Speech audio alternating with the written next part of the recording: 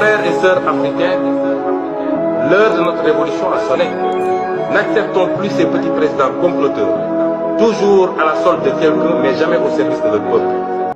Ousmane Sonko, né le 15 juillet 1974 à Thiès, de parents fonctionnaires. Il grandit principalement en Casamance puis effectue ses études supérieures à l'université Gaston Berger de Saint-Louis, où il obtient une maîtrise en droit public en 1999.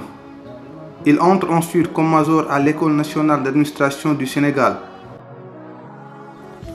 En 2001, il sort diplômé de l'ENAM, section impôts et domaines, et intègre l'administration avec un premier poste qui le conduit au centre des services fiscaux de Pikine.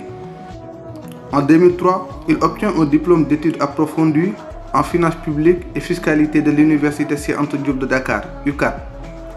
Il est aussi titulaire d'un Master 2 en gestion et finances publiques de l'Institut supérieur des finances et également doctorant en droit public, économique et fiscalité à l'Université Jean Moulin, Lyon en France.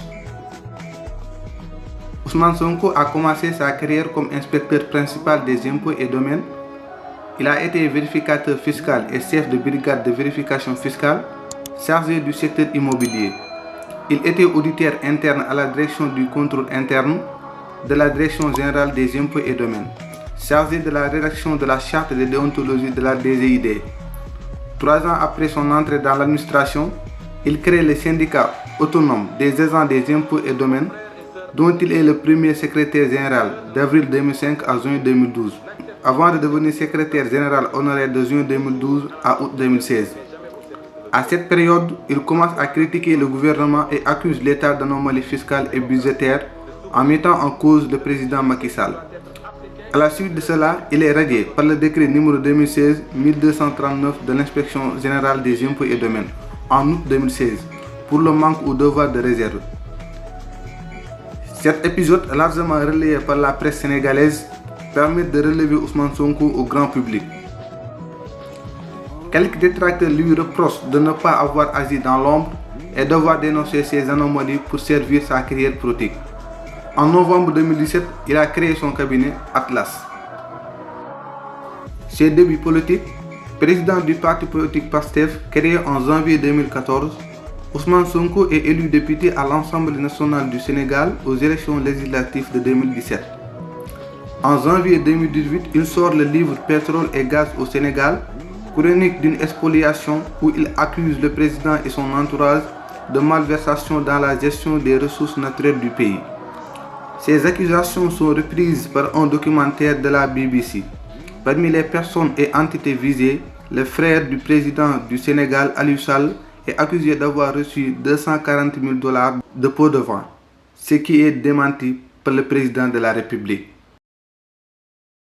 Sa candidature à l'élection présidentielle de 2019.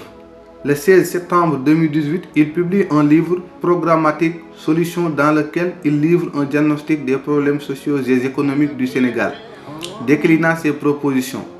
Si l'ouvrage subsiste un important intérêt à sa sortie, la directrice du commerce extérieur critique les solutions proposées comme anachroniques et inexactes, indiquant qu'avec l'union douanière, l'OMC, le Sénégal n'est plus maître de son commerce extérieur et que les données utilisées pour appuyer son propos sont erronées.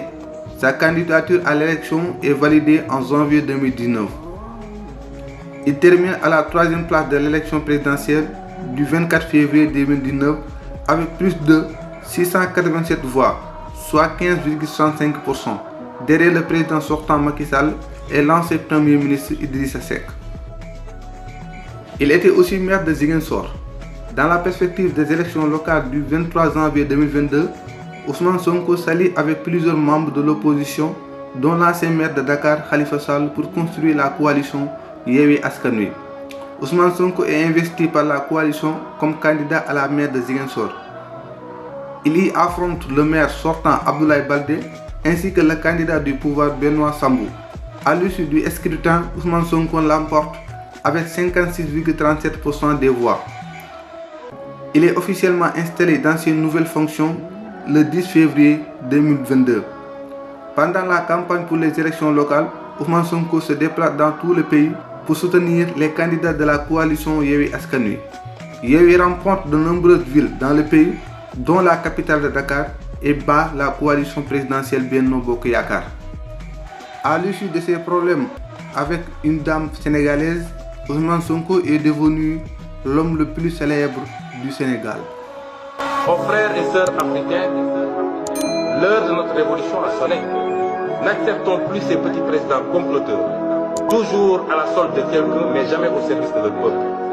Partout en Afrique doit souffler un vent nouveau de liberté, de démocratie, de souveraineté. Le 21e siècle doit être africain et siffler le réveil du phénix endormi depuis trop longtemps.